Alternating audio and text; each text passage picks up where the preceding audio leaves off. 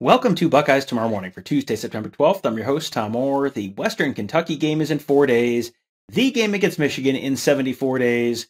You may be sitting here right now and wishing that time would go a little quicker between now and the start of that Western Kentucky game. But just be patient, because once that game starts, it does feel like that time is going to speed up a little bit during that game. That's sort of been the experience for Ohio State the first two games of this season against Indiana and Youngstown State. And the consensus seems to be it's probably because of the clock rules, unless you're one of the people who thinks it's just because the defense can't get off the field. Ryan Day was asked about that at the beginning, or during his press conference after that Youngstown State game, and just what's the deal with that? Why are you getting so many fewer possessions and so many fewer plays than you typically have during previous years in similar games? So we're going to start by letting you hear the answer there, and the answer involved the fact that Youngstown State was really kind of running that play clock down to limit the number of plays that Ohio State got. That's why we took the ball early. I felt like maybe that would be their game plan. I didn't know that they would, huddle and milk it all the way down to inside of 10 seconds and then try to run it on third down just to keep the clock going. But they did, and that's smart on their end. Maybe some teams are going to do that more and more. And it does create a level of anxiety because we're used to getting about 15 possessions a game and scoring 60 and 70 points. But we had 9 possessions. We're not used to having 9 possessions. It's 60 plays. There's a lot of guys that we're trying to get out in the field and get touches to and play. And boy, when you only have 60 plays, every single rep, you got to be on point. And, there's going to be certain guys that don't touch it when they're 60 plays. So, yeah, every time there was a third down or a first down on defense, I was struggling because I knew where we were headed. So, it's the defense's job to hold the other team to, not scoring very many points, and they've done that. 3 and 7, you can't ask for much more. But in a game like this where the other team's trying to just milk the clock and limit your possessions, yeah, we would love to see us get off the field more. So we'll look at the film and see where that was and see if we can find out where the execution breakdowns were. All right, so there, Ryan Day at the end, sort of mentioning the execution breakdowns, part of that equation as well. We're going to try and sort out how much of this is the new clock rules, how much of this is the defense not being able to get off the field, or the offense maybe not executing on a third down to extend a drive. And we're going to be doing that with our buddy Tony Gerdeman at BuckeyeHuddle.com.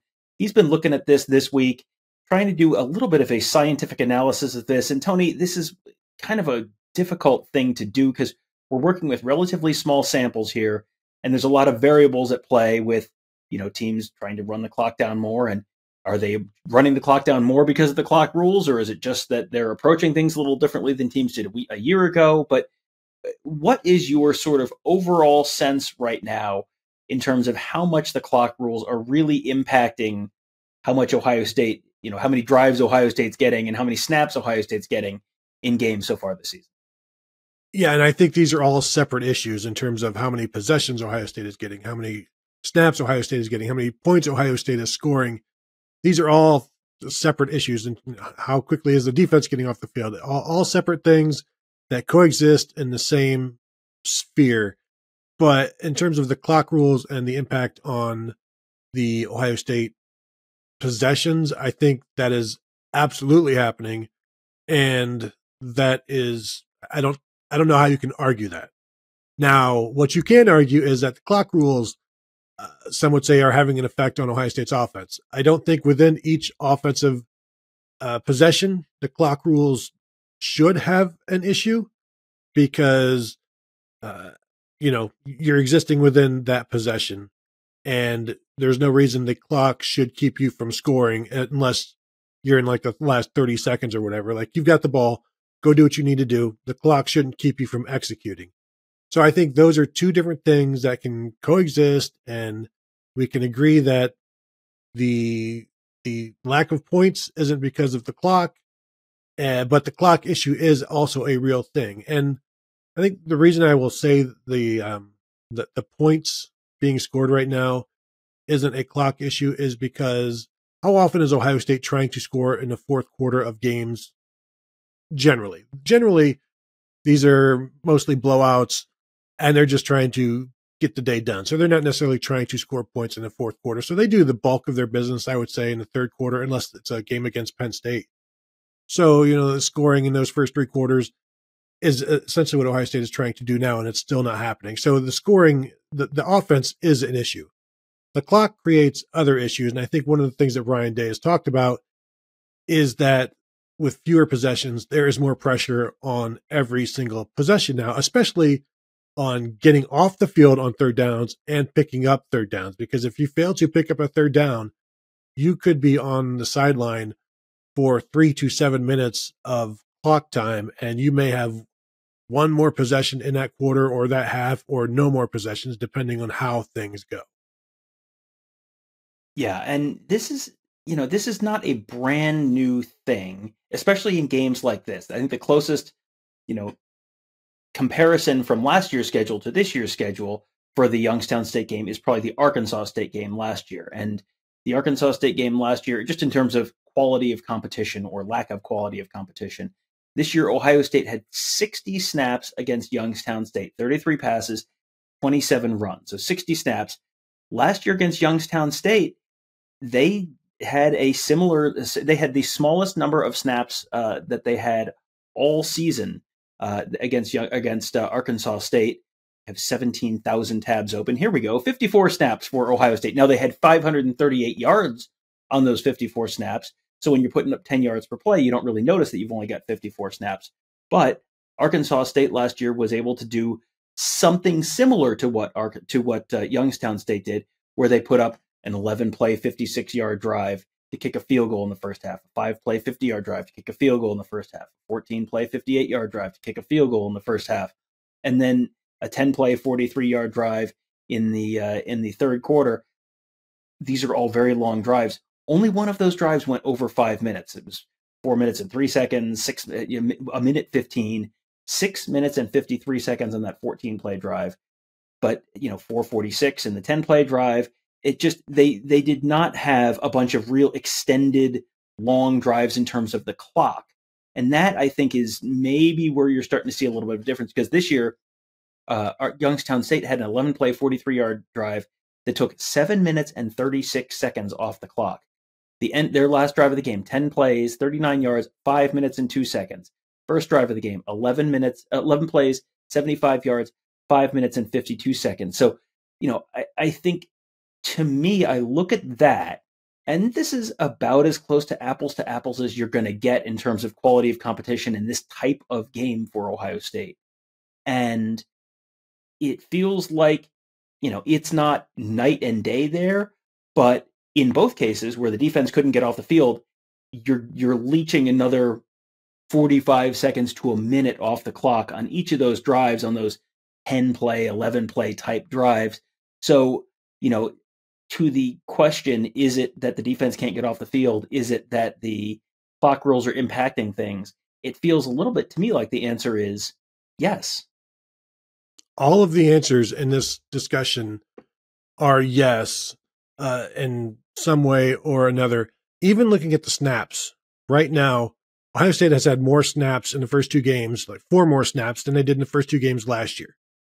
So the people who are saying, well, that there's more snaps so the clock isn't impacting the game, they throw out all of the other stuff in terms of any type of argument that the clock is impacting the game. Ohio State has had 4 more snaps in the first two games than they did last year, but 3 fewer drives. And that's counting the drive they had at the end of this past game, which was just 25 seconds and 3 kneel downs. They had 12 possessions against Arkansas State, I think 11 against Notre Dame, and they've had 20 so far in these first 2 games. So the possessions, the actual plays, they're down like on average, I think 4 from last year over the course of the entire year. But it's the possessions that I think are going to be impacted all year long. And, this stood out to me after the first game against Indiana when they had 10 possessions. So I went back and looked at the, last year, 2022, the fewest possessions they had in the game was 11. They hadn't had a 10 possession game since Michigan in 2021. Now they had 3 that year, but they didn't have any others until you have to go back to 2018 to find a 10 possession game. And they had 2 that year, and they had 2 in 2017. So this is something that happens once or twice every couple of years and has now happened 2 consecutive weeks. And Ohio State has had to work hard in terms of barely getting those 10 possessions each game, because a first down here or there for either team turns 10 possessions into 9. And so the 9 possession game is something we can also talk about. Yeah, and just before we get to the 9 possession game, I want to just kind of give you a little perspective here on, okay, when you have a little bit more of a talent is equated kind of situation. Alabama and Texas last week, both teams had 12 possessions, and that's with Texas having a 14-play, 82-yard drive that took 6 minutes off the clock, and a 12-play, 34-yard drive at the end of the game that chewed up the last 7-14. So, that very easily could have been a 12. It was a 12, could have very easily been a 13 possession game if Alabama gets one stop here or there. So, this may be more of an issue when you're in a game where one team is intentionally trying to shorten the game, but it feels like that's kind of a strategy that you're probably going to see a lot of teams try and shorten games against Ohio State, where you have a real talent deficit like a Youngstown State or an Indiana do, or, maybe a Western Kentucky. I'm expecting Western Kentucky to throw the ball around a little more, but, they're going to play Rutgers. Guess what Rutgers is going to do? But what's interesting is you dug up a stat on before Saturday, where they had functionally a 9-drive game. The last team to have a 9-drive game against Ohio State was one that is known famously for running the ball, shortening the game to kind of make up for the perceived and or real talent deficit that they face going up against most other teams. Yeah, the last time Ohio State had a 9-possession game was Army in 2017. When that's Army's MO, keeping the ball on the ground, burning the clock, running the ball, running the clock as much as they can. That's how far you have to go back. And that's just that's a non-traditional offense, non-traditional opponent that required Ohio State to only have 9 possessions. And now that is almost becoming the norm against what we would consider traditional everyday opponents. And so I think that is something to take into account. Michigan had 9 possessions in their season opener against East Carolina. And when I wrote about that in Michigan Monday and mentioned that, if that continues, that might impact Michigan, because over their first 9 possessions against Ohio State last year, they had rushed for 35 yards. So if Michigan and Ohio State only get 9 possessions in a game, it might be a very different kind of circumstance. But to then, 9 possessions against Army, when was the last time they did it against an actual real life opponent?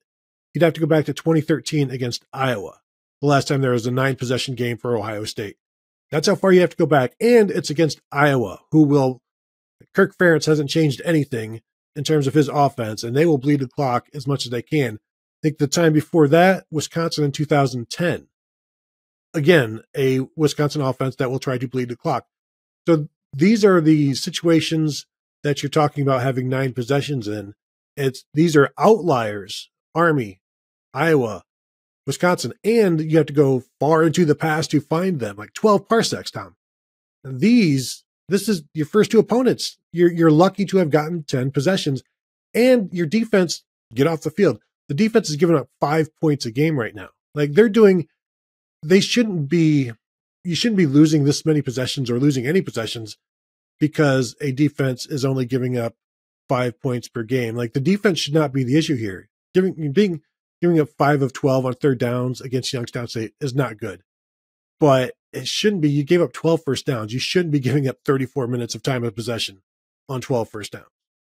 Yeah, it feels like this might be not that the new clock rules have completely changed the game, not that the third downs are either the make or break for everything. It just feels like it's maybe made those third down plays a little bit more high impact, that, boy, if you can't get off the field on a third down, well, okay, this is going to mean an extra, whatever the number is, 30 seconds, something like that between plays, that 15, 20, 30 seconds that are, is additional off the clock. And that just continues to snowball as the number of first downs continues to snowball.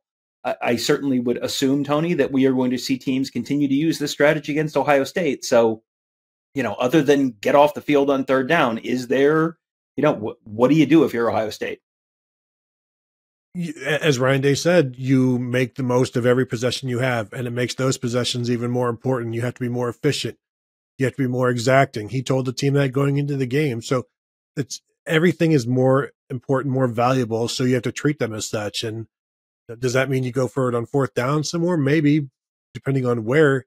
I guess from everywhere, because if you give it up, if you fall short on fourth down in your own territory, that means it's going to be a shorter drive for the opponent and you'll get the ball back. So, hey, it's a win-win for you. But looking at so I went back and looked at the most recent times Ohio State has given up 12 first downs to an opponent, because I wanted to know, because we said it after the game, after the Youngstown State game, I said it, 34 minutes on 12 first downs sure seems like way too much time of possession for that few of first downs. And I hate using seems as fact, so I wanted to go back and look, because the last 8 times that Ohio State has given up exactly 12 first downs to an opponent, and you won't be surprised, Tom, 3 of those opponents were Rutgers and 3 were Michigan State. But over those 8 games, the time of possession averaged 25 minutes and 57 seconds. So basically 8 fewer minutes than what Ohio State dealt with against Youngstown State. Now, in the interest of fairness, I will say that Rutgers had it for 33:05 last year with 12 first downs, and they milked that like a dairy farmer going on the verge of bankruptcy. They were trying to get every last drop out of that clock. Yeah, so not the first time a lower level team is going to use that kind of strategy against Ohio State, but it seems like it might be at least somewhat more effective this year, depending on, with the new clock rules. And this is also, we are working, let's acknowledge this, once again, we are working with a relatively small data set here. We may get to week 8 and then all the numbers have sort of stabilized and normalized and come closer to the historical norms. And then this ends up being a big nothing burger. But, with this being as hot a topic this week, we wanted to take a little bit more of an intentional look at this rather than just sort of making assumptions. So really, really interesting numbers there, I think. And, this is one of these times where I think that the people who are saying it's all the clock rules are not quite right. And the people who are saying, well, just get your defense off the field are not quite right. The answer is probably a little bit in the middle there, but we will see this weekend whether Ohio State's defense can get off the field against Western Kentucky. And if not, how many possessions they'll get and whether they'll be able to get the offense clicking as it has been in previous seasons. We'll be keeping an eye on that one this weekend and all week, starting with Ryan Day's press conference coming up at noon on Tuesday. We'll be streaming that live at youtube.com/Buckeye Huddle. Should be talking to Jim Knowles as well on Tuesday. Then I'm going to just throw this out there and then we'll be contractually obligated to do it. I'm going to guess we'll do some kind of a live show after the interviews with Ryan Day and Jim Knowles on Tuesday. That might be your Wednesday morning, Buckeyes Tomorrow Morning show. And then Tony and I will have our rewatch of the Ohio State Youngstown State game on the Buckeye Weekly feed on Tuesday. We have Michigan Monday already up for you at youtube.com/Buckeye Huddle and on your podcast platform of choice on the Buckeye Weekly podcast feed. And then lots of coverage all week as the Buckeyes get ready to take on Western Kentucky, the Hilltoppers, and their wonderful mascot, Big Red. I can't wait. I hope he's there. Might have to take a mark pick with Big Red on the sidelines on Saturday. That would be, they say never meet your heroes, but I might make an exception in this case. So looking forward to that and looking forward to seeing all of you guys at BuckeyeHuddle.com. Where we have a fantastic team of insiders covering the team, Mark and Alex covering the recruiting, Justin and Devin and Mikey and Ross covering the X's and O's, making you a smarter football fan, all at BuckeyeHuddle.com. That will do it for today. Thank you guys all for joining us. Have a great day. We'll talk to you tomorrow.